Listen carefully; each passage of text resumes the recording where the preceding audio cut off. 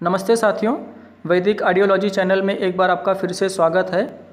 आपने कहीं ना कहीं पढ़ा होगा या सुना होगा कि हिंदू धर्म में या जो सनातन वैदिक हिंदू धर्म है इसके अंदर कुल 33 करोड़ देवी देवता हैं।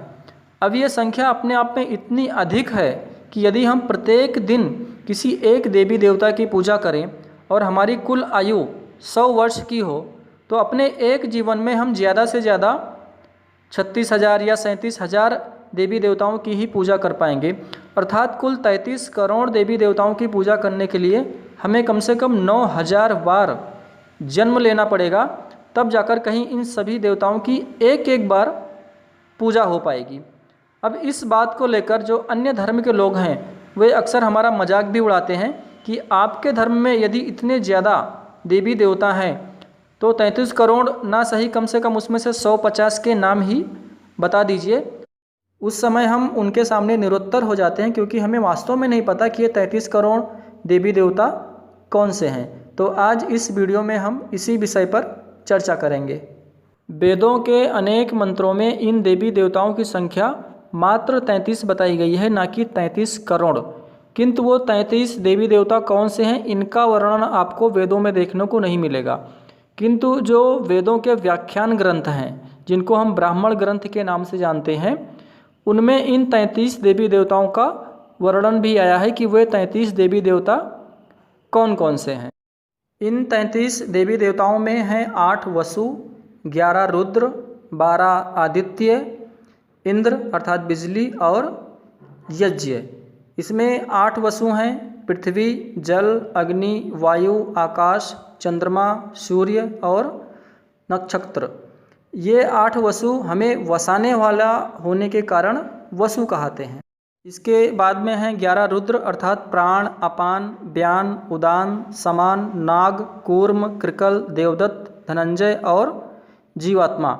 ये 11 रुद्र इसलिए कहते हैं क्योंकि जब ये हमारे शरीर को छोड़ते हैं तब ये रोदन कराने वाले होते हैं अर्थात हमको कष्ट पहुंचाते हैं। इसके बाद में आते हैं 12 आदित्य। 12 आदित्य अर्थात जो संवत्सर के 12 महीने होते हैं वे 12 आदित्य कहलाते हैं, जैसे चैत्र, बैसाख, ज्येष्ठ आदि। ये आदित्य इसलिए कहलाते हैं क्योंकि ये सबकी आयु को ले जाते हैं, सबकी आयु को हरते हैं।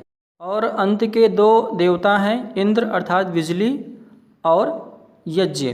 तो ये हो गए कुल 33 देवी देवता। इन सबसे बड़ा और शक्तिशाली होने के कारण, इन सबका स्वामी होने के कारण जो ईश्वर है वो इन सभी देवों का देव अर्थात महादेव कहलाता है।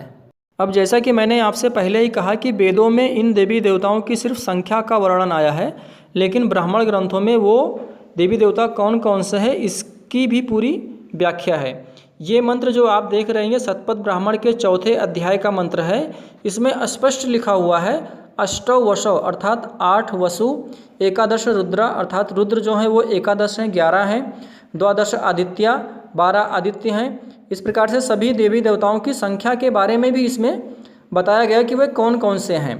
और अंत में लिखा हुआ है प्रजापति चतुस्त्रिंशः अर्थात जो प्रजापति है, जो ईश्वर है, जो देवों का देव महादेव है, वो 34वां देव है। अब आपके मन में यह प्रश्न होगा कि यदि इन देवी देवताओं की संख्या 33 है तो ये जो 33 करोड़ की संख्या हमें सुनने को, पढ़ने को या देखने को मिलती है ये कहाँ से आई। हमारे धर्म ग्रंथों में अनेक स्थानों पर इन देवी देवताओं की संख्या 33 कोटि दी गई है। अब ये जो कोटि शब्द है इसके कई अर्थ होते हैं। कोटि का अर्थ प्रकार भी होता है और कोटि का अर्थ करोड़ भी होता है। तो 33 कोटि अर्थात 33 प्रकार के देवता होते हैं, लेकिन जिन्हें हमारे धर्म को, सनातन वैदिक धर्म को नीचा दिखाना था या उसकी बुराई करनी थी, वहाँ पर उन्होंने अपनी सुविधा के लिए 33 प्रकार के स्थान पर 33 करोड़ ऐसा अर्थ लिया। तो ये जो 33 करोड़ देवी देवताओं की संख्या हमें पढ़ने और देखने को मिलती है ये इस प्रकार से अर्थ का अनर्थ करने के कारण हुई है। दैनिक जीवन में भी हम लोग अनेक स्थानों पर कोटि शब्द का प्रयोग करते हैं, जहाँ पर कहीं पर कोटि का अर्थ प्रकार होता है, कहीं पर कोटि का अर्थ करोड़ होता है। जैसे यदि हम कहते हैं कि कोई फला व्यक्ति वो बहुत उत्तम कोटि का विद्वान है या उत्तम कोटि का गायक है, लेखक है, उत्तम कोटि का अध्यापक है, तो वहाँ पर कोटि का अर्थ होता है प्रकार। या यदि हम कोई वस्तु खरीदने जाते हैं तो उसके बारे में भी हम ऐसा बोलते हैं कि ये वस्तु बहुत उत्तम कोटि की है या बहुत निम्न कोटि की है। तो वहाँ पर भी कोटि का अर्थ प्रकार होता है। लेकिन यदि हम सपोज कि ईश्वर की प्रार्थना कर रहे हैं तो हम वहाँ पर शब्द यूज करते हैं कोटि कोटि नमन, किसी को वंदन कर रहे हैं, किसी को नमन कर रहे हैं, तो वहाँ पर कोटि कोटि नमन, वहाँ पर अर्थात करोड़ बार नमन, वहाँ पर कोटि का अर्थ करोड़ होगा ना कि प्रकार होगा। तो अर्थात देश काल और परिस्थिति के अनुसार शब्दों का अर्थ लिया जाता है।